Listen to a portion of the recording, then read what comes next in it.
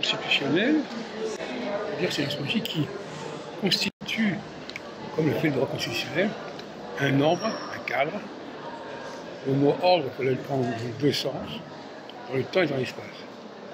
Que les choses se passent dans un ordre, pour respecter certainement, et il faut que ça se passe aussi dans l'ordre, c'est-à-dire en ne mélangeant pas tout, en ne mélangeant pas les sexes notamment,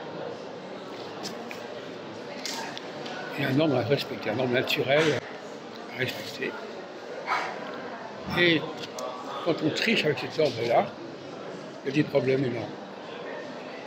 Donc l'astrologie doit dénoncer les tricheries, le non-respect des structures de temps et d'espace qui sont fondées sur l'anthropologie valable,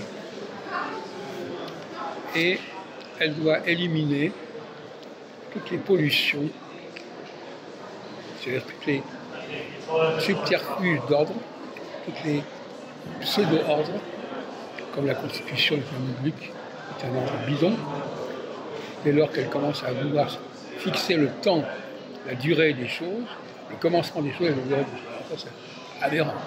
Et elle dit voilà, oh ben vous choisissez. Puis alors, une espèce de délire qui consiste à croire que l'Assemblée nationale peut créer un ordre, peut élaborer un ordre, et que cet ordre doit être respecté parce que ça vient du peuple. Alors ça, l'histoire du peuple comme étant le substitut à la transcendance, le peuple qui est capable de structurer le temps dans l'espace, etc., est une escroquerie intellectuelle absolument incroyable.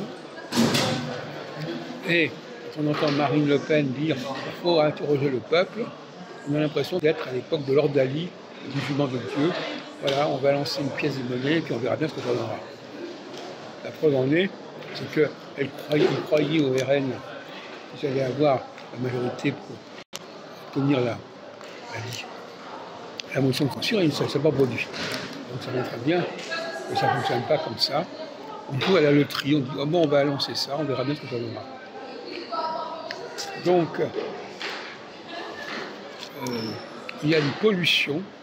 Alors, l'écologie nous parle de la pollution atmosphérique. Moi, je parle d'une pollution du droit, pollution juridique.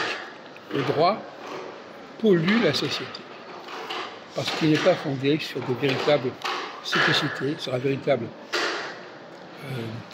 organisation sociale, et par conséquent, il est une nuisance. Il fixe des temps. Tout. Mais ça me fait penser à les gens qui croient que c'est comme dire, si ça vient de moi, c'est vrai, et si la société croit que ce qu'elle fait vient d'elle, ça doit être vrai. C'est une plaisanterie.